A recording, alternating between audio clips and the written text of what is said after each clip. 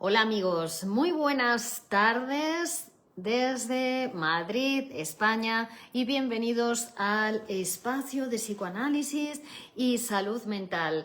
Un lugar, un encuentro, un tiempo donde hablamos acerca de cómo funciona nuestra mente y cómo podemos, qué herramientas tenemos para trabajar nuestra mente, para ampliar nuestra mente, para hacernos más grandes, más ricos, más maduros mentalmente hablando, para poner en funcionamiento todo nuestro potencial psíquico y mental y empezar a vivir de acuerdo con nuestro deseo y con nuestra inteligencia.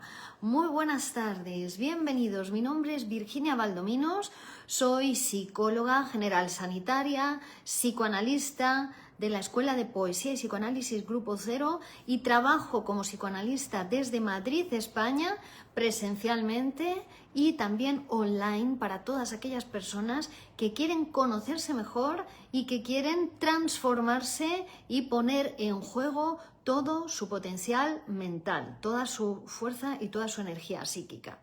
Muy buenas tardes. El tema de hoy es un tema que se titula ¿por qué la psique resuelve con un conflicto o síntoma y no de una manera más sana? Esta ha sido una pregunta muy inteligente que nos hace uno de nuestros seguidores y que va a tocar el corazón mismo del psicoanálisis. ¿Por qué?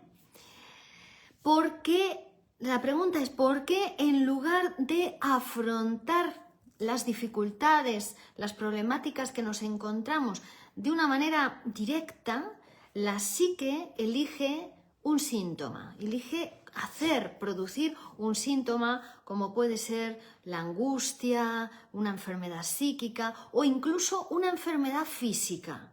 ¿Por qué nuestra mente, ese misterio de nuestra mente, que ya no es tan misterio desde que existe el psicoanálisis, puesto que nos explica por qué y cómo? ¿Por qué la mente entonces, en vez de seguir un camino directo para llegar a la realidad y a la resolución de la problemática, por qué toma un camino indirecto y produce una enfermedad? La respuesta no es simple, pero podemos empezar por esto. Podemos decir que un síntoma no es un error, un síntoma no es una casualidad, no es un castigo, sino que el síntoma es una solución. Es la solución que nuestra mente, que nuestro psiquismo encuentra cuando no puede resolver un conflicto de otra manera. Es la mejor solución que pudo esa persona, ese sujeto psíquico, de resolver, de seguir avanzando a pesar de esa dificultad que se encontró en su vida psíquica o en su vida real. Entonces, es una respuesta inconsciente. Es una especie de atajo que, aunque doloroso o limitante, permite a la persona seguir adelante, le permite seguir avanzando. Cuando una persona se encuentra con un conflicto o se encuentra con un deseo o una situación que su mente no puede aceptar, que no puede aceptar conscientemente, el aparato psíquico encuentra una vía alternativa, el síntoma, que puede manifestarse como ansiedad, como depresión, como ataques de pánico, enfermedades psicosomáticas o incluso bloqueos en el trabajo, en la relación de pareja, en la creatividad. La pregunta de nuestros seguidores: ¿y por qué no resuelve la psique, la mente, de una manera más sana? La respuesta que daríamos a esta pregunta es que no puede, porque lo que está en juego no es solo lo que se ve.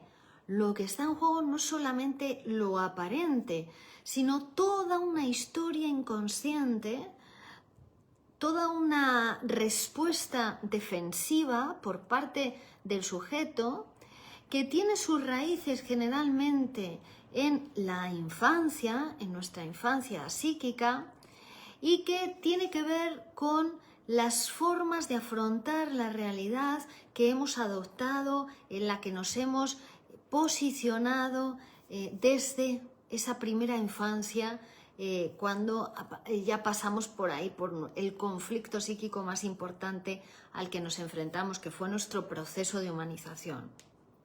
Entonces estamos hablando de formas de afrontar la realidad que nos han permitido sobrevivir hasta ahora, que nos han funcionado hasta ahora, que nos han permitido llegar aquí, pero que hay un momento determinado en que ya empiezan a ser limitantes, ya no te dejan crecer más.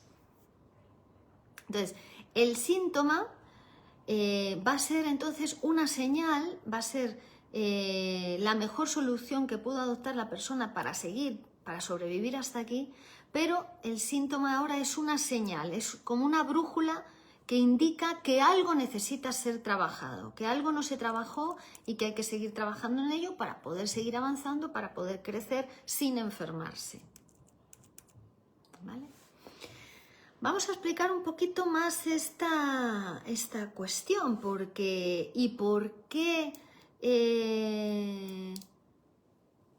¿en qué se fundamenta esto? Esto se fundamenta en la complejidad de nuestra mente, en la complejidad de nuestro aparato psíquico.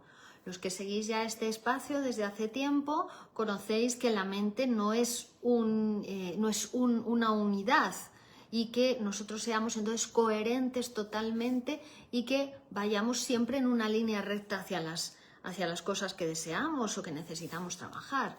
No, nuestra mente, nuestro aparato psíquico está dividido, está partido.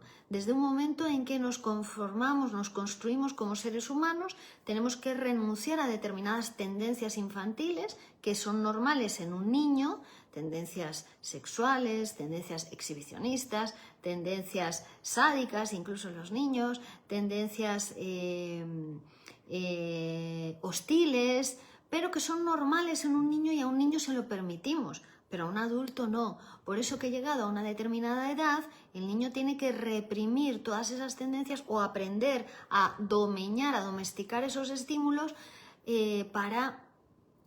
esas tendencias agresivas, hostiles, sexuales, que ya no le corresponden a un adulto, y toda la civilización se pone a trabajar sobre ese niño para que se humanice, para que se socialice, ¿no? y deje de ser tan narcisista, ¿no?, como son los niños, y entonces pueda reprimir esas tendencias. Esto nos ha pasado a todos porque forma parte del proceso de humanización, del proceso de adquisición del lenguaje y de salir al mundo con otros humanos. ¿Qué sucede? Que, que en muchas ocasiones el sujeto psíquico, cuando llegan esas, digamos, limitaciones de la ley, impuestas por la ley de prohibición del incesto, la ley de prohibición del asesinato, del canibalismo, que son todo tendencias psíquicas en el niño desde que nace, ¿no?, en el sentido de que él se comería en el momento de la fase oral, en el momento que está conociendo al mundo por la boca, se comería al otro, se comería a la mamá, ¿no?, se comería al papá. Eso llamamos canibalismo, ¿no? Son tendencias que están ahí, son infantiles. O también la tendencia al asesinato, decimos, a matar al padre para quedarse con la madre, ¿no? Que en un niño vendría a ser que el padre desaparezca, no vuelva a casa y así yo puedo seguir durmiendo con mi mamá en la cama, por ejemplo, ¿no? Y ahí también tenemos las tendencias eróticas inapropiadas, ¿no? Porque ya con la mamá no se puede, imagínense un joven de 30 años durmiendo con su madre en la cama, lo verían rarísimo, ¿no?, incluso aberrante. Bueno, pero es que el niño tiene que empezar desde que es niño a aprender a reprimir sus tendencias y aprender, ¿no?, a separarse de la madre primero y después, más tarde, del padre. Entonces tiene que aceptar la ley humana, la ley de que con la madre no se puede. Y eso, claro, es en la infancia donde lo empezamos a hacer, porque ya en un adulto ya sería imposible. Si se acostumbrase de esa manera y no hubiera nada que le separase de la madre, seguiría con la madre de por vida, pero eso no se puede, ¿no? Entonces, ¿Para qué? Pues para que se produzca, que la sociedad crezca, de que se produzcan las familias, de que se reproduzca la especie, de que haya otros grupos sociales más allá de la familia, etc. Pero eso es un proceso que comienza en la infancia. En ese momento, cuando llega la ley social, la ley del padre, que va a ser el padre el que la imponga por primera vez en la familia, pero después, a partir de ese momento, la ley nos va a llegar a todo lugar social al que vamos. Bueno, pues en ese momento, cuando llega la separación del niño con la madre, ahí el niño tiene que reprimir esas tendencias infantiles, pero sí, las reprime, pero reprimir no significa que desaparezcan, no desaparece nada de lo que existió en el aparato psíquico y de lo que el sujeto gozó. Entonces, ese tipo de tendencias devienen inconscientes, sobre todo los objetos a los que están dirigidas, la representación de los objetos amorosos a los que están dirigida, padre, madre, hermanos, etc., se hacen inconscientes. Es decir, desde lo inconsciente siguen funcionando de la misma manera, siguen estando tendencias eróticas inapropiadas hacia las figuras incestuosas, las tendencias hostiles, el caníbal, todo sigue estando. Pero ahora en la conciencia no, en la conciencia tenemos que estar en relación con el mundo, en relación con los otros, y ahí no deben estar porque nos generaría muchísimo displacer. Es por eso que el aparato psíquico se divide en dos, se parte, y cuando lo digo es una cosa literal, estamos partidos en dos, somos sujetos divididos en una parte consciente y en una parte inconsciente. En la parte consciente, digamos que estamos de acuerdo con la realidad, con hacer lo que se nos dice, pero en la parte inconsciente no. Es como la parte rebelde, nosotros mismos, la que no terminó de aceptar la ley y que sigue de una manera inconsciente realizando, digamos, o con esas tendencias a realizar esos deseos sexuales, infantiles y reprimidos. Entonces, estamos divididos. ¿Qué es lo que sucede? ¿De dónde proviene entonces el conflicto psíquico, que además es permanente en nuestro aparato psíquico? Es en esas tendencias inapropiadas o infantiles reprimidas, tratan de expresarse, tratan de realizarse, tratan de llegar a la realidad para obtener satisfacción. Pero ¿qué pasa? Que en ese camino, en ese intento, se encuentran con las tendencias censoras, porque en nuestro aparato psíquico también hay fuerzas censoras, hay fuerzas represoras que están haciendo contención y dique a esas fuerzas, a esas otras fuerzas que serían infantiles y que siguen ejerciendo su efecto. Entonces, ese es el conflicto que se produce en nosotros. Están las pulsiones tratando de encontrar satisfacción y están, por otra parte, las fuerzas censoras, la censura, la represión, el yo, la realidad incluso, ¿no?, que se oponen a ello. Entonces, de ese conflicto, precisamente, cuando ganan la represión, ganan las fuerzas censoras, ¿qué sucede? Los deseos no desaparecen. La pulsión, el impulso a satisfacer esos deseos no desaparece, sigue estando. Pero como la censura o la represión no le deja, pues entonces busca una alternativa. Es una energía que no puede estar quieta porque es la energía que mueve el aparato psíquico, la del deseo inconsciente. Es como la más primitiva, la pulsión es la fuerza más primitiva que está en nosotros. La pulsión es lo que nos lleva al movimiento, lo que nos lleva a unirnos a otros, lo que nos lleva a la acción. La pulsión de vida y la pulsión de muerte es la interrupción, la puntuación. Quiero decir que es lo más básico del aparato psíquico y va a buscar satisfacción, va a buscar expresión, sea como sea, porque eso no se puede detener. Si se detiene, te mueres. Entonces va a buscar esa expresión, y como no le deja, no puede pasar por la vía directa porque está la censura o está la represión haciendo una contención, un dique, pues va a buscar, es como un río que le pusiéramos una presa y no puede pasar por ahí el agua, pero hace riachuelos, se escapa por otros lugares. Bueno, pues esa energía de la pulsión va a buscar, y de lo reprimido va a buscar otros caminos, otros atajos para llegar a su expresión. Y en esos atajos va produciendo, porque también producir un síntoma es un trabajo, requiere una gran cantidad de energía y de trabajo para producir el síntoma y después para mantener el síntoma.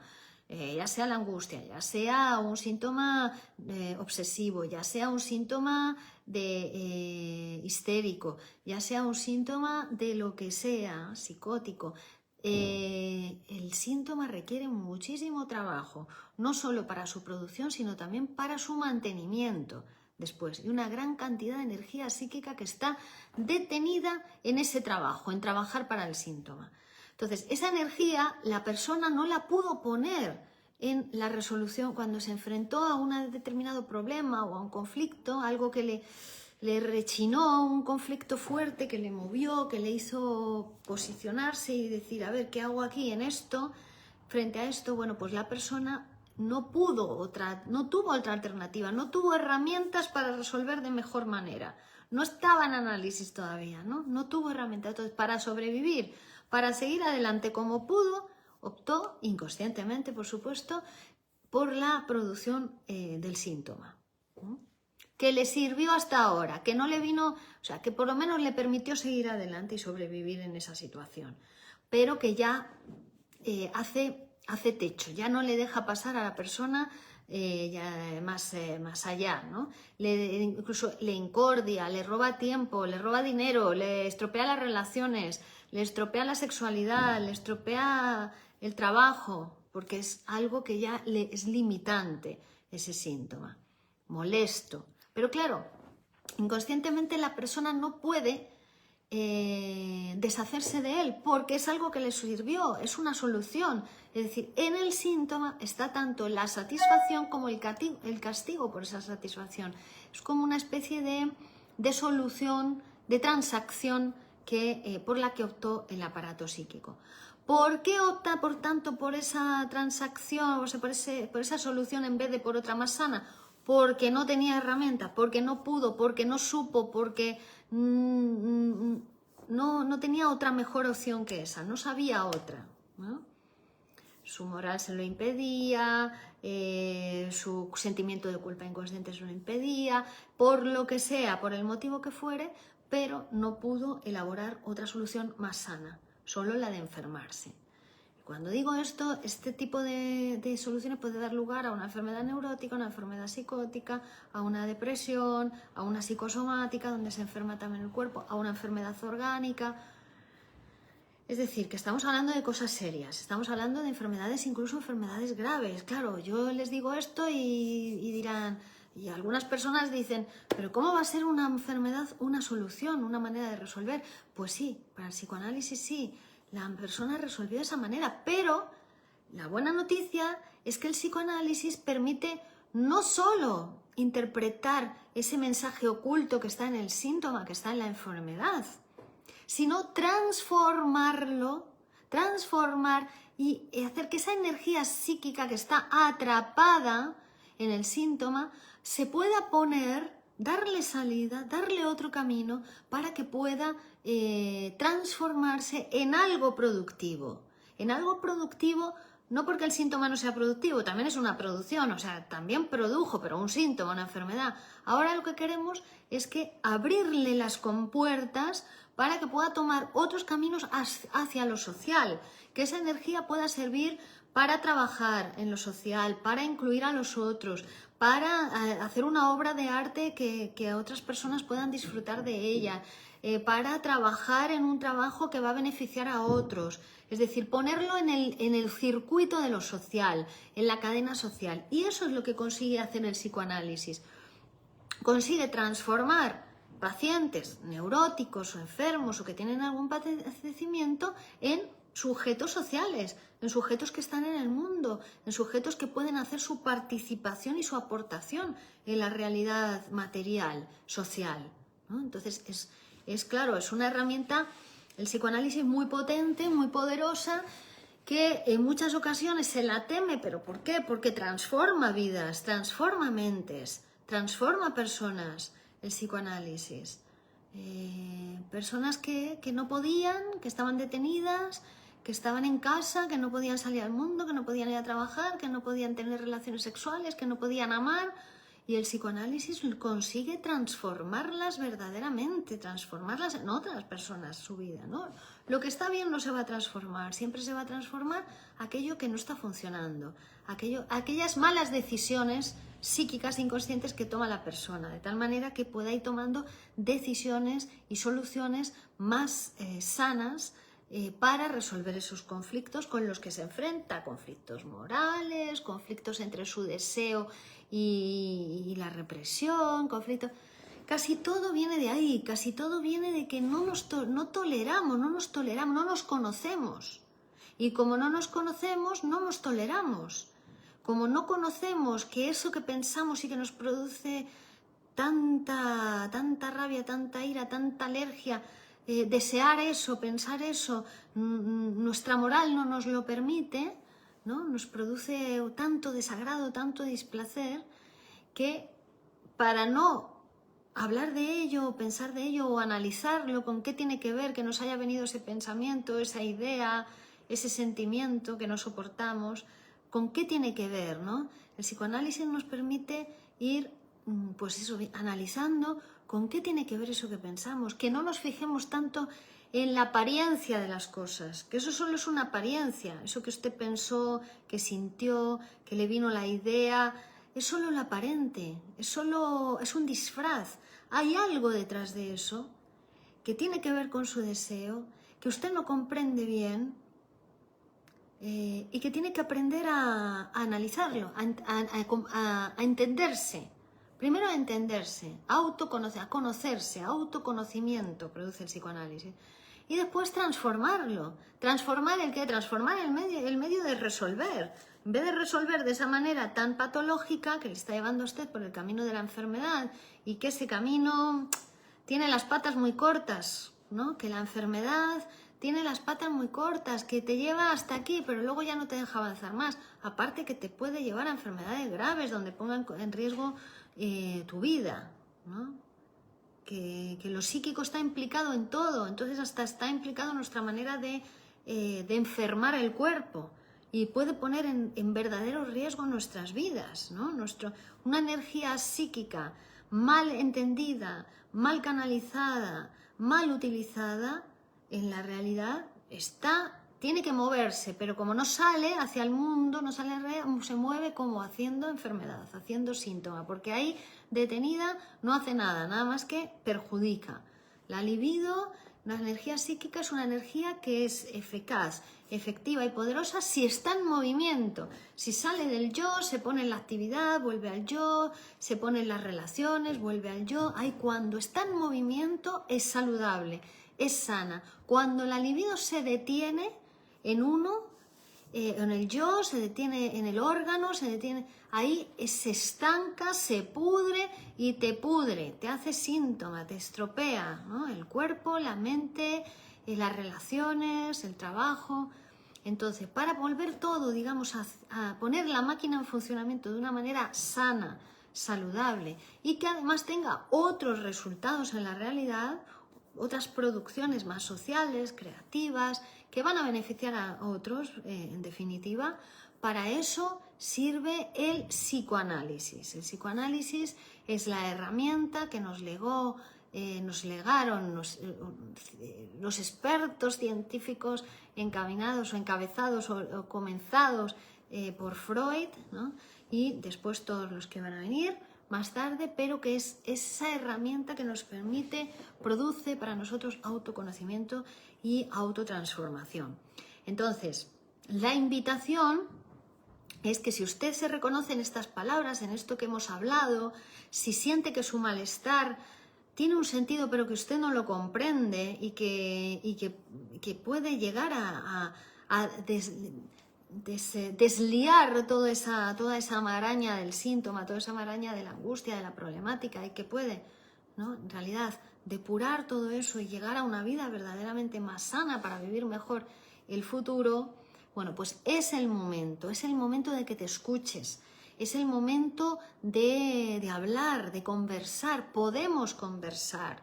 Estoy a su disposición online para que usted pueda psicoanalizarse, esté donde esté, desde cualquier parte del mundo, presencialmente en Madrid, también en Alcalá de Henares, en Camarma de Esteruelas, para los que preferís venir a la consulta y tener ese contacto físico cara a cara, bueno, pues también existe esa posibilidad. El psicoanálisis es esa herramienta, es la herramienta que va a abrir nuevos caminos. Vamos a pensar que se trata de una taladradora, que esos lugares que están, esos muros mentales que tenemos en nosotros y que nos impiden ver más allá de nuestro propio alambrado, ¿no? Que nos impide, que nos ciega, porque tenemos aquí un muro de hormigón que nos tapa los ojos y entonces somos ciegos a nuestra propia sobredeterminación inconsciente. Bueno, pues va a ser como una especie de taladradora que va a hacer de esas taladradoras grandes que hacen túneles que nos van a llevar a ver la luz, a ver una luz más allá, ¿no? Que en realidad es la interpretación psicoanalítica, es como si fuera ese instrumento, esa herramienta que va a ir abriendo cadenas asociativas, cadenas significantes y que podamos empezar a pensar cosas en las que antes no podíamos pensar y abrir caminos en los que poner nuestra energía para salir al mundo, para llegar hasta esa realidad material y social que es verdaderamente donde tenemos que estar los humanos adultos, ¿no? No metidos en la cueva interior que viene a ser también, bueno, pues el vientre de mamá, ¿no? Es hora de salir al mundo, es hora de encontrarnos con papá, es hora de encontrarnos con la ley que está ahí, que es un mundo construido, que es un mundo mucho más fácil que el mundo psíquico, que cuando uno se mete en el mundo psíquico es terrible, ¿no? Y ahí sí que lo único que se puede encontrar es enfermedad.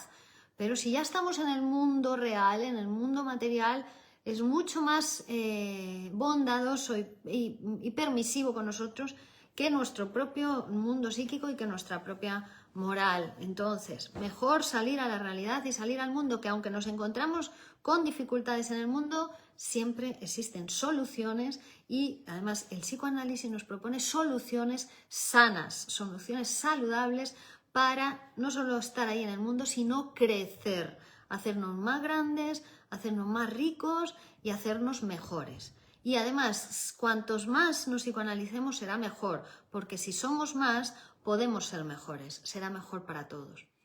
Muchas gracias a todos por acompañarme en este tiempo y espacio de psicoanálisis y salud mental. Gracias al seguidor que nos planteó esta pregunta y gracias a todos los que estáis presentes: Hugo Campos, María Toledo, Julieta Muñoz, Ari Aguilar, Juan David, Socorro Márquez. Gracias por acompañarme en este encuentro de hoy. Seguiremos nuestras transmisiones en directo, como es de costumbre. Gracias a todos y para los que os habéis sentido identificados con esto que hemos hablado hoy y queréis, bueno, pues empezar a conversar, iniciar una conversación transformadora, bueno, pues a vuestra disposición me pongo. Virginia Baldomino, psicóloga y psicoanalista de la Escuela de Poesía y Psicoanálisis Grupo Cero, atención presencial en Madrid, Alcalá de Henares y Camarma de Esteruelas, y atención online, estéis donde estéis, podemos conversar. Muchas gracias a todos, espero vuestras llamadas, espero vuestros deseos de tumbaros en el diván y empezar a conoceros y a transformaros. Gracias a todos, seguimos en la próxima emisión. Hasta luego.